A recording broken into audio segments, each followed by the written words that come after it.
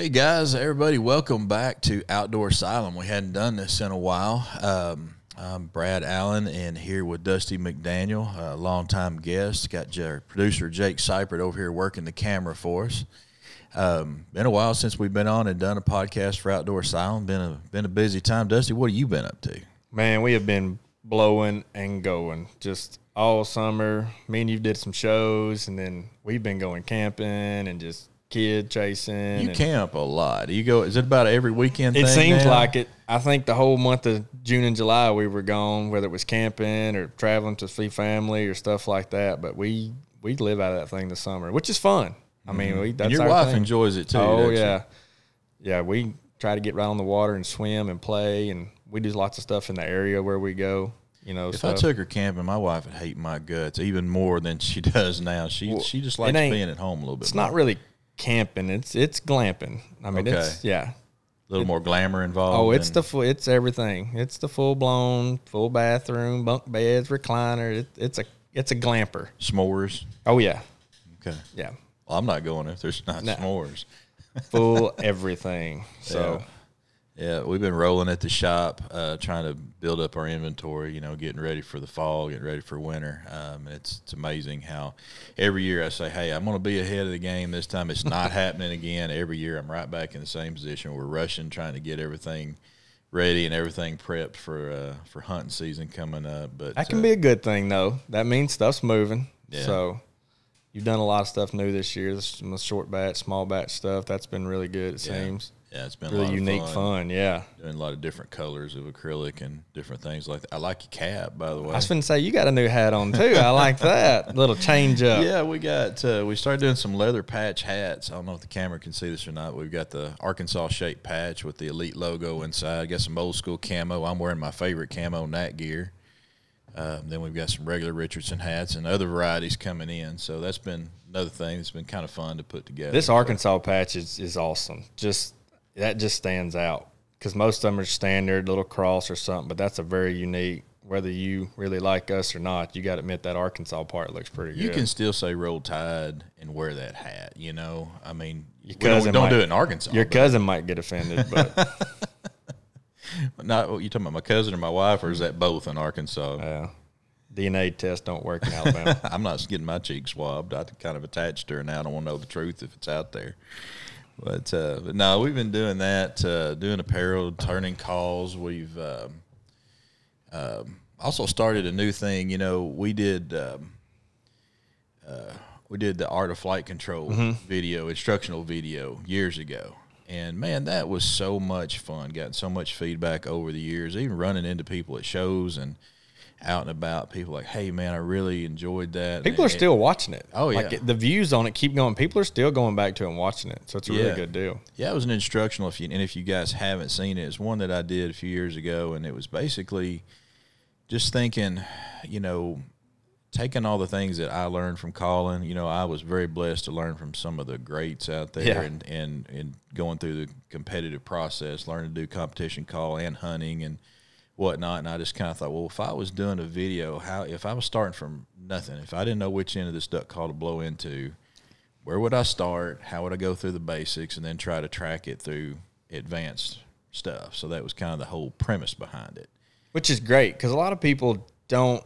And it's not that, like you said, which end of the duck call do you blow, but there is a lot of people getting into the sport that didn't grow up with a mentor necessarily or weren't around it to just watch it and learn it. A lot of people talk about learning how to swing a baseball bat because they grew up watching Major League Baseball. But there's kids that didn't grow up watching it that have to be taught how to swing. It's the same principle. We watched people blow duck calls. We knew and we heard, so we knew what sounds to imitate. But there's people that don't. Yeah. And also have no clue how to get that sound out of a call. So that's what's really always like. I watch it. I consider myself a fair caller, and I watch it all the time. Yeah. There's stuff in there you say that I've never even thought about doing or trying in a call. So yeah, I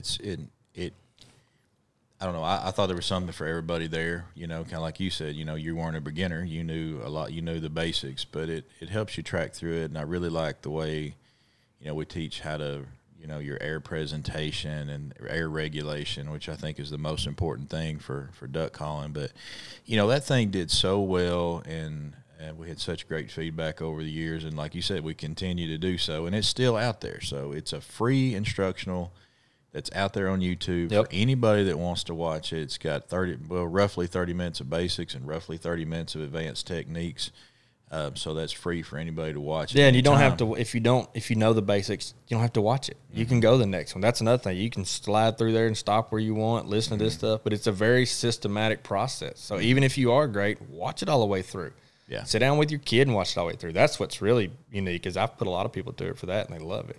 I tell everybody, even if you're an advanced caller, go back through the air regulation part, because that was the big hang-up for me. When I decided, man, I want to try to learn competitive calling, I discovered that I had problems with how I regulated my air, and I wasn't going to hit the level I wanted to hit until I straightened that out. So even a guy that's a pretty accomplished caller that's killing ducks all the time, watch that, and it will help you in that regard, if nothing else. Well, like you said, it's not that you couldn't regulate your air. It's how you do it certain ways that allow you to get more out of it and more notes and longevity of it that you didn't realize you could get.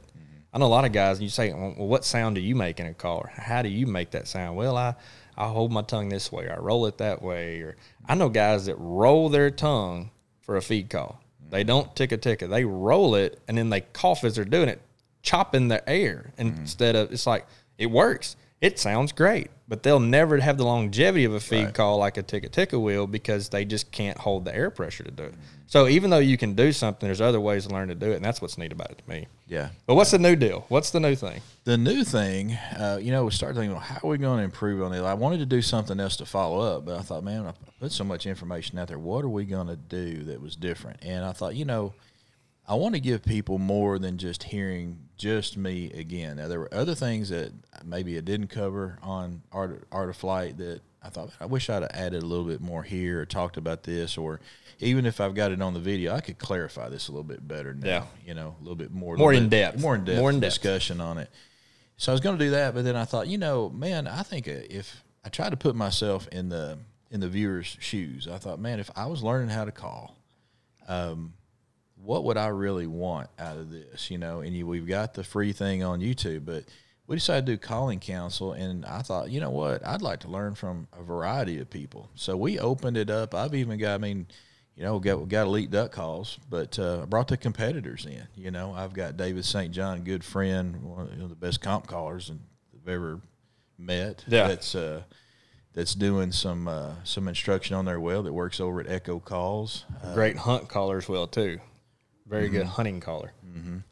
Yeah, brought in the guys from from Riceland Calls. Mr. Daniels is on there teaching a lot with spec calling, and which is growing more and more and more anyway. Yeah, so. Hayden Richard, he's the current world champion, blows his duck calls and spec calls both. He's on there doing some instruction, and got Seth Fields, who's one of the top, not only regular competitive callers, but just all around. I mean, he's won the World Live Duck Championship, one of the best meat callers that I've ever heard. He's exceptional at it. He can run a duck call. He really can. He really can. Well, he can do anything. He's one of the most talented guys in duck calling I've ever met. I think he does it in his sleep. Yeah. He can run a duck call. Yeah, and he's obsessed with it. A great guy on top of everything, but very talented.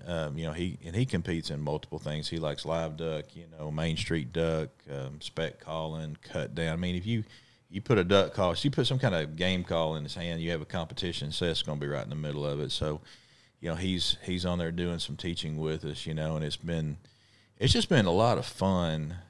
So what's the, I guess my question is, what's the purpose of that platform? Are these guys just giving you their secrets? Is it more of their tidbits, or you got to go with it? You have these people coming on it, which I think is awesome, from all different brands, all different walks of life and hunting. But what's the part? What am I going to expect to see when I watch it?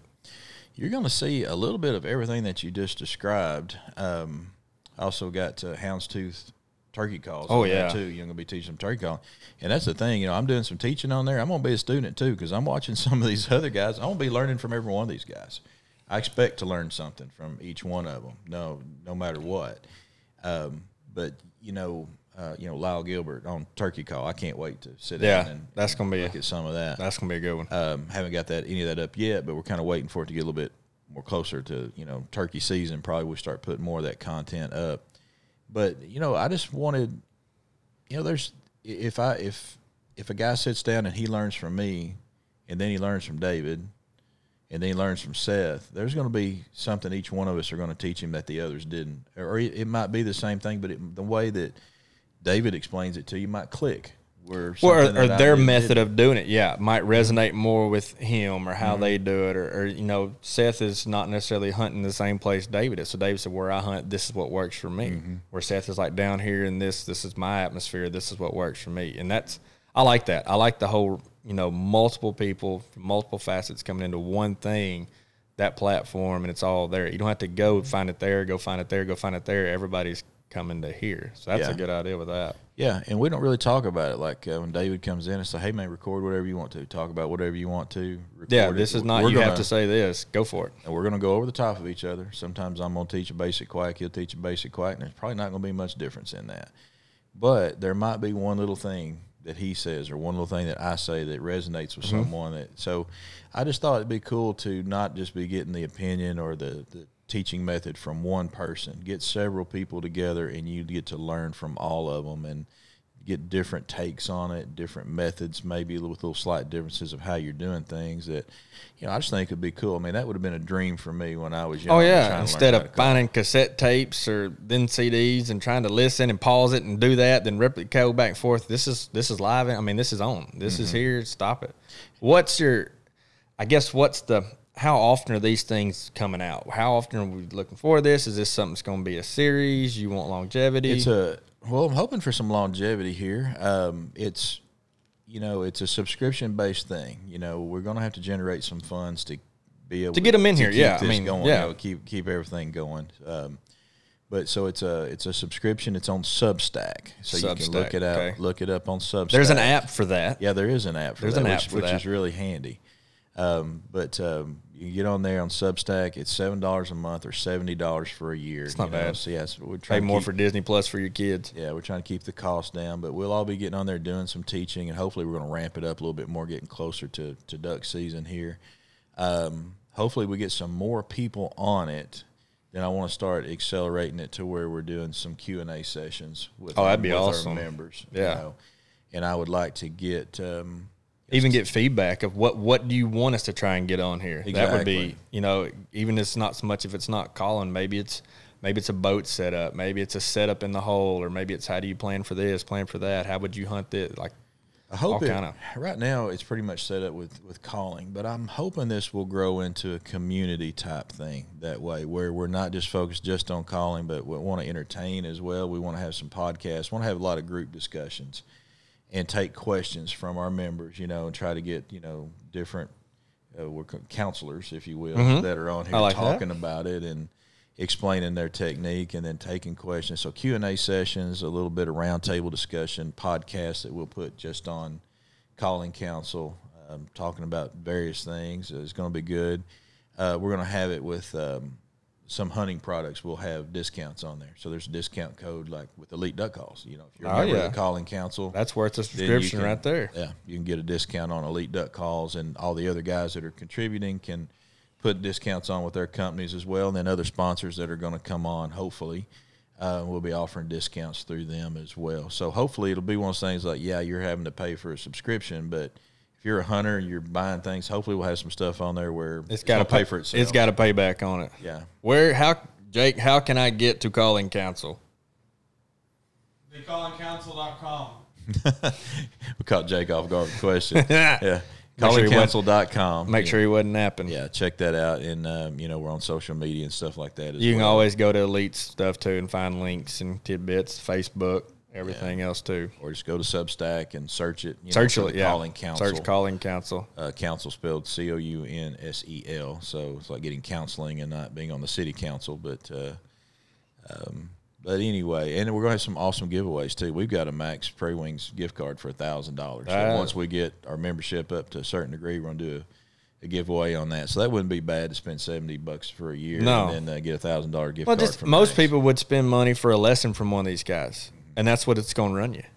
I mean, $100 an hour or whatever you pay for this lesson, for that lesson. This is throughout the year, you get as much as you want. Yeah. And so if you get on that and, come through Calling Counsel and submit that, hey, I'd love to hear how somebody does this, how somebody does that. That's the beauty of it. Yeah. And we plan to bring on other counselors. That's the good thing. It's kind of one of those things that for me, I want to, I'm so blessed that I was able to be in this community of callers for so long, competitive callers. You know a lot of people. I know a lot of people, and now I'm out of actually being on stage and competing, but still know all these guys. And I would like to bring that world that I loved and you're so blessed to be able to be a part of for so long, bring that to I think people hunter. don't realize, because unless you're in that world, you don't realize that it's not like a competition where it's MMA no holds bar. We hate each other. You guys call together. You guys traveled together and called together and worked together and did things, and that whole community supports each other. I mean, and that's huge. And so when you can do stuff like this together, I mean, you want everybody to succeed. Yeah. Like we want to sell 1 million duck calls. We want everybody else to sell them. Like nobody wants to see anybody fail. You want to, help each other, especially in the outdoor industry. And so like this is a way for everybody to come together and do that, to promote everything, to help people learn how to call, to improve the sport, to make it better. I like this. This is going to be awesome. Yeah, we're taking the whole brand competition thing out of it and just making it about teaching, just like you said, hunters teaching other hunters. Yeah. And trying to help other and having hunters. fun with it. Yeah. That's what it's all about. So just trying to bring that world to the average guy that didn't get the opportunity like I did to learn from these guys. I still remember like getting into that world the first time, just being starstruck. Yeah. It was just like, I can't believe that I'm actually here with these guys and hearing these guys and learning from these guys, and just kind of wanted to bring that to other people too, as best we can, through the Calling Counsel. And I hope it, like I said, the community thing is something, I mean, I don't know exactly what it's going to grow into. I can't wait to see, but I want to, I want it to be entertaining. I want it to be informative. I want people to be able to ask questions, to interact. That's a big thing. I want interaction. I love the involvement aspect. Like you said, where somebody can say, hey, I would love to know this, or what, so-and-so is going to be here in a couple weeks. We're going to do one. What's some questions to throw at this person? That kind of stuff. Like I've always wanted to know what he does there, or how do they blow in this situation, or, what cadence works best, or, Leary late season ducks or sunny days, like all kind of questions like that. I mean, these are people that have perfected and are trying to perfect this sport, this aspect of the sport, honing on this skill. And so even stuff like that, as much as not knowing how to blow or knowing how to blow the call, but when to blow. As we all know, you can have somebody that screeches on a duck call. Sounds awful, but if they do stuff at the right thing at the right time, it works somehow. And that's a lot of it too. And that's what a lot of these guys can bring to the table as well, because they've hunted in these environments for years, changing in environments, different locations, things of that nature. Absolutely. So anyway, if any of you guys are interested in that, man, we would love to have you. So check it out, Substack, Calling Counsel. Have any questions, get in touch with us. You can reach us, if you want to reach us through Elite Duck Calls, that's fine. Or if you want to reach us through our stuff here with Outdoor Asylum, that'd be fine as well. But give us a call and let's get you set up on that. And I think it'd be something that they really enjoy. I can't wait. That's going to be fun. That's going to be a blast to watch and be part of. Yeah. So tell me about duck season coming up. What are you right now? I mean, we're still here. We are in August, dreaming about for us November. It's not far. What's the day? The 12th. So you've got literally 20 days till dove season. 22 days, and at the second it opens, the third, something like that. That Saturday. Dove hunting again? I mean, I will attempt to shoot something out of the sky. So, but we'll see. You still using a bow, or are you with us? I went to Red Rider BB gun actually. I went a little more challenging. A little more challenging. Oh, man, I need to be out there dove hunting because I'll definitely shoot better when duck season rolls around. But, man, we're so busy here. I don't know if I'll be able to get out there or not. But I am taking my wife. Supposed to go out to North Carolina. We're going to go off the coast. My wife, it's really funny to say this because it really shocked me when she told me. Something's on her bucket list. This is the woman that, like I said, she wouldn't like to go camping. She's not really an outdoor person. This just came out of left field. On her bucket list is catching a marlin. Really? So we're going to go fishing. I'm going to see if she Kudos to you, Miss Allen. Kudos to you. I'm going to see if she can't reel a marlin in. So we're on our 10th year wedding anniversary, and so we're kind of there you go. She got her birthday here, so we're just kind of putting it all together. You know, it's, I mean, her birthday was back in like July, but we've kind of postponed. This is going to be kind of like an anniversary birthday. This is your one gift a year. This is our one gift a year. This is it. Yeah, better enjoy it. Cashing it in. So, but I'm gonna take her out there. We're gonna do that. I'm hoping that hoping I can see her catch a marlin, and so we're gonna do that. But anyway, the upcoming duck season. I mean, it's been a dry year, man. It's been a drought here up until recently. We finally got a little relief, but it's been dry. I think a lot of it though is the last. You know, you go back and look at the last few years. You know, of course, anybody that hunts in Arkansas, mainly public land that relies on natural flooding, we live and die by 2 rivers and 5-6 lakes. The last few years, all these these reservoir lakes, you know, when I say those, I'm talking about the White River system, which includes, you know, Beaver, Table Rock, Bull Shoals, North Fork, even Greer's Ferry to the red, to the white, you know, below Hurricane, all that. All these lakes have been really high. And when I say really high, 20, 30 foot. You're talking something like, you know, Greer's, it's what, 20-something thousand acres, and, you know, Bull Shoals at 40, 50,000, whatever it is.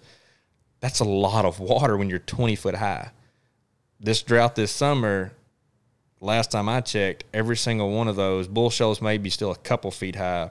Other than that, they're all at normal pool or even low. So what that means is the last few years, our White River has stayed higher, not at flood stage, but it's not, you know, 12 feet in the summertime like we're used to it, and then we pray for rain to jump it up. It's been hovering at 20, so what little rains we get, it comes up easy. Mm-hmm. I don't think we're going to have that this year. Yeah. Unless something drastically changes with the amount of rain, the lakes aren't going to be in drawdown mode because they're already at their normal pools. They're ready to hold the flood water again, and so this may be one of those we rely on rain. And with the warranted, not arguing that point, but with the new timber management strategy, with everything going on, there's going to be some places that probably do not get flooded this year. My opinion. And without a crystal ball, we're thinking there might be. I'm no weatherman, but you know that's an conditions. Easy job. But this is shaping up to be a low water year. Yeah. Now on the flip side of that, every report that's come out in the past month is it has been an amazing hatch. There's, you know, because of all the rain back in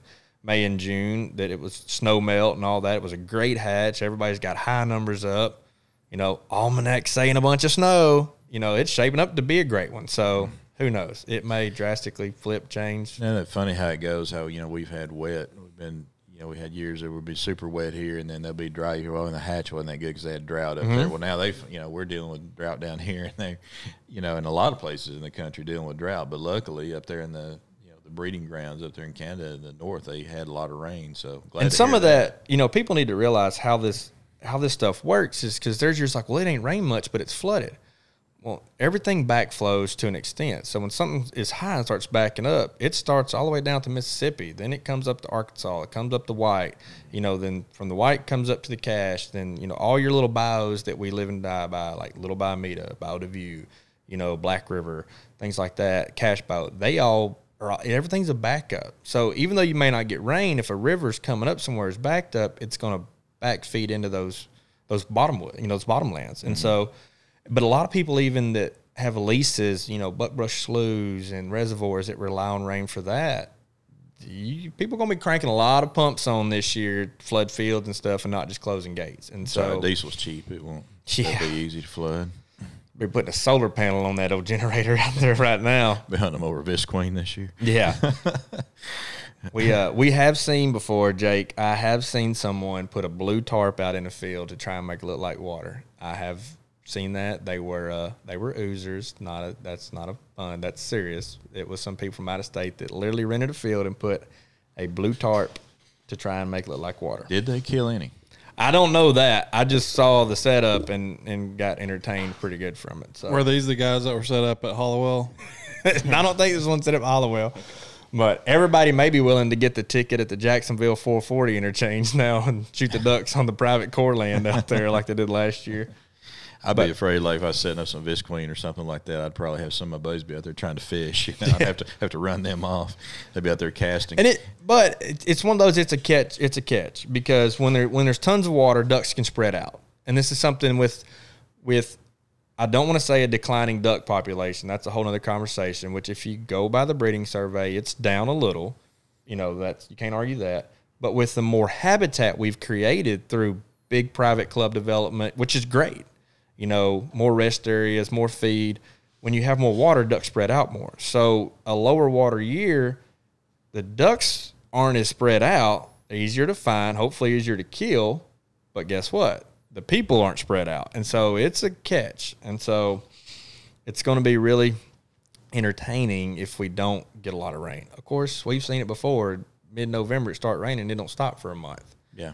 Well, to me, like last year, it seemed like our conditions didn't get right. We were so hot. We were dealing with warm conditions all through November and December, and it was like we had 2 or 3 weeks there in January. It got on, and then that was your duck season. January saved. I mean, for me personally, for a lot of people, I know there's some people in Arkansas say, "Oh yeah, we waxed them all year." I just happened to have a great spot or have developed a great spot, whatnot. But for me personally, we were very slow November and December, and then thank the good Lord for January. We had a fun January, which kind of that way at the end of duck season. It saves we can say it was you fun. end on a high note. Had a good season because of that, but thank goodness for it. Well, and some of that, we look at how habitat's development. We look at the availability of habitat. We also look at when the ducks come. You're always going to have your Halloween ducks. When that solstice, when that, that moon stage, all that stuff that comes into play, when that happens, the first major Arctic front of the year, which normally comes around then, ducks are going to get up and fly south. They just do. It's still ingrained into them. That's where they go. What happens is when they get down all the way, the first warm front, that's when they go back up. They float it. And when they find that habitat, and when I say habitat, I mean a lot of these clubs you hear talking about, we hold birds. There's tons of examples, not to drop your names, but they have rest areas, their own stuff. They hold ducks until they run out of food. Well, last year was a perfect storm for a lot of people because about the time most of the public land flooded good was about the time in mid-January when these big clubs start running out of food and the ducks came to the public stuff. And a lot of people had great hunts. There was some all the way up and down. It wasn't like it was just one spot. But a lot of people have first week is normally good, and then it tapers off. You got to find them, stuff like that. And then that's what it's been. But that's like you said, because of the weather. It's been warm the last few winters. We've had cold spells. Everybody's like, well, 2 years ago we had 2 feet of snow. I said, yeah, it's a 2-week deal in February, not in duck season. Right. We haven't had a cool winter as far as being cool all the way through. Yeah. And so, but some of that too, you come back and you look at the facets of, like we were talking about with seasons. And so next year, not 22, 23, but 23, 24, it's not starting until the Friday after Thanksgiving, which I'm okay with. I'm a fan of. Most guys who are deer hunters who also duck hunt love it too, because now they always start back to back, and you're sitting in a deer stand listening to some kid shoot wood ducks 200 yards from you, or walk through the woods scouting on you while you're trying to shoot a deer. So I'm fine with it, Yeah. And I know a lot of people, especially private clubs, have made a comment. We kill a lot of ducks in the first few days. Well, if they're there, they're not going anywhere. The pressure's not going to push them off. So hopefully it just builds up more for that, weekend and all that. So I'm kind of looking forward to it. It used to be that way, to a change. But there's just a lot going on with what the factors of duck season that make it successful or not. There's a lot going on. You got logging equipment and biometer right now. You've got logging going on all the places for the timber management, which again, that's a whole other thing. Whether you like it or not, stuff's got to be done. But there's some improvements coming in too. There's a lot of stuff happening, and so it'll be a year of water is what I see. I can't wait to get reports from Canada and stuff like that, which I know they got some different regulations up there in Canada as far as like bringing game out and stuff like that. Yeah, I mean, there's killing 5, 6 of them, and a lot of times people comment about, well, you can't even tell which ones they are yet because some of them are still molted, or haven't molted back, and da-da-da-da-da. But when people who go to Canada in that September, that first opening, and they come back and they say, we saw a ton of ducks. We killed a ton of ducks. That's normally good for us. Last couple years, a lot of those guys, we didn't kill that many like we normally do. We killed a lot of geese. We did a lot of goose hunting, but we didn't do a lot of duck hunting. So I'm like you, that's always a good sign. If you know people that go to Canada or follow a Canada outfitter on social media and see their pictures, you can get a good idea of, are we going to have ducks in the flyway? Will they make it? Who knows? But will they be in the flyway? That's a good sign of it. We ought to go to Canada, and then, no matter what happens, when we come back talking to our buddies, guys, I don't know what happened. We saw 3 ducks. Yeah. We were in Canada for a week. We saw 3. Sell all your stuff. Don't go. Yeah. Don't even know where they're going to come from. No. But no more duck hunting. There'll be guys from Arkansas committing suicide. We better not go that get that extreme with it. But yeah, man, it's going to be interesting. I can't wait to see the early reports. You know, I'm getting excited about duck season now, and it's for us so far away. You know, I think that you know the big Delta show, which was a good hit for everybody a couple weeks ago, and Delta like waterfowl. that kind of set off in people's mind. Dove season's around the corner. People are having ammo now. Like you go to the stores and there's pallets of ammo, shotgun shells, cases of shells to buy. You know, they've been inflated too. Get ready for it when you see the sticker. Oh, yeah. But, you know, stuff like that, like you said, people start to see it, to think it. August is when all the companies release and send out their new gear for the year. And so all their new patterns or new, you know, jackets or whatever, and stores start getting them in, doing inventory and hanging them up. And so this is kind of when everybody starts getting it in their head, you know. Yeah. Football's starting to come on sports news talk and on TV again, and that's fall is here. Yeah. Pumpkin spice latte all the way. There you go. Well, man, I've enjoyed doing the podcast again. It's been a long time since been a we while. did this, but we're going to get out there in the shop now. We got some cut down calls to turn, which I know that's going to ring your bell. You're a cut down guy. So Yeah, now we got to go make something. We'll get out there and do a little Go work. check out the new SOB. There's your plug. Go check that out. Don't just go check out the SOB on Elite Calls. When you say SOB, you're not talking about me. You're talking about the son of the butcher, the little I'm not talking about the version. son of, well, it could be the son of Brad, but I'm talking about son of the butcher, which is, it's a cut down, a traditional cut down. It's 14 mil reed. It's chop off the whole guts, but mechanically we've done some mad science stuff, and a lot of people at the Delta Show gave us some home run reviews, a lot of known cut down people. So check that out. It will be the step down you want to finesse cut down with. I think everybody's going to like it. So it's been really good. Yeah, good deal. Well, let's go make some, Dusty. Thanks for being with me, and thank you guys for joining us. Like I said, check out the Calling Counsel Substack. Check that out. Be watching, and we'll see you soon.